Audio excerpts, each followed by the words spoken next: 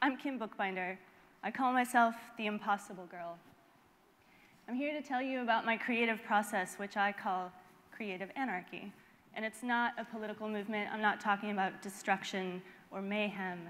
It's a process of evolving structures and flexible hierarchies. Creative anarchy is wanting everything and figuring out how to have that, even though it's impossible. See, when somebody asks me what I want, I always say everything. And when somebody asks me what I want to do, I say everything.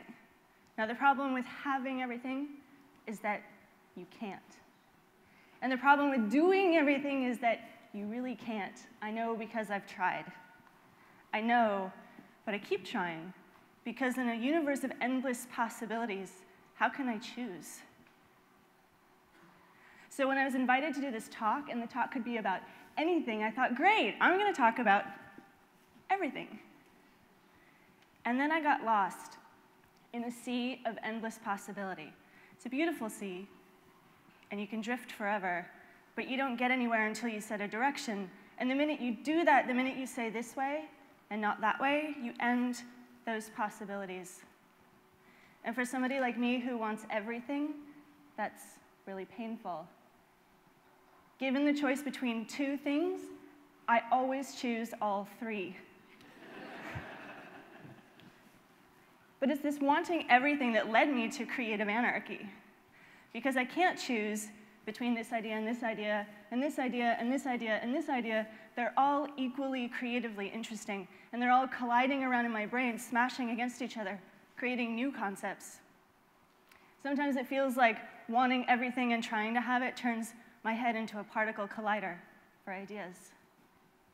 And this is where my art begins. But the next step is to actually make something. And to make something, I have to follow rules. Because when I sit down to write a song, I hit a note.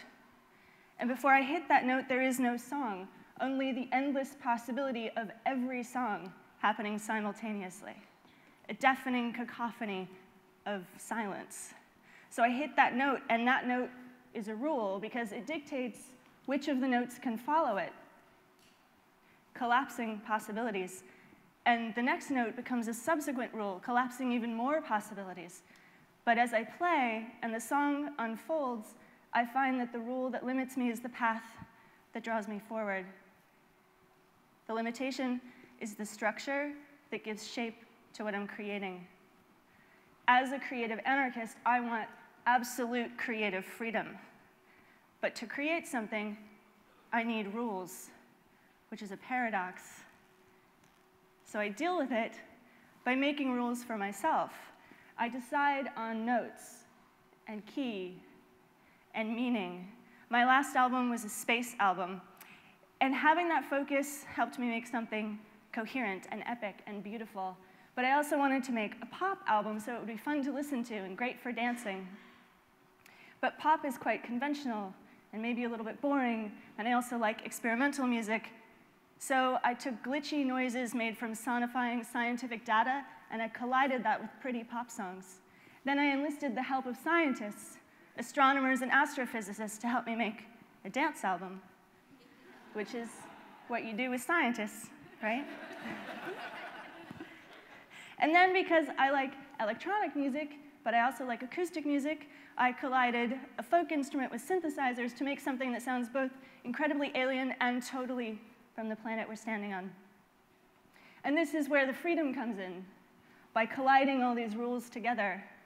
And it helps lessen the pain of collapsing the infinite. Because each choice I make is a brick in a wall, and that wall was keeping all of the other possibilities away. But that wall became a castle, and that castle was in space. It's a great time to be a creative anarchist, with our unprecedented access to information. But it's not all castles in space. Because when you're somebody who wants everything, you're also somebody who cares about everything. And sometimes when you let everything in, you're letting in challenging or difficult subjects, Russian activists disappearing, The Syrian government killing its own people, the American government spying on everybody, financial inequality, constant war, misogyny, ongoing racism.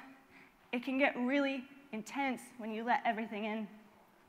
But if you can let it all in and let it all jostle around, colliding into each other, because every idea is equally creatively interesting. If you can let that happen, you can make something totally new, totally surprising, something that starts a conversation that maybe we should be having.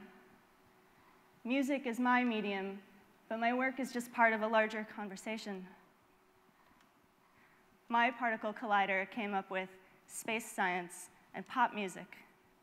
Who knows what it'll come up with next?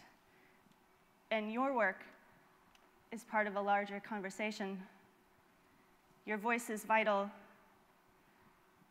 and your work can have extra vitality if it surpasses its limitations by engaging ideas that haven't been heard together before. So let your brain be a particle collider. Smash those rules together. Treat every idea as equally creatively interesting. For a little while, try creative anarchy. And then next time somebody asks you what you want, say everything.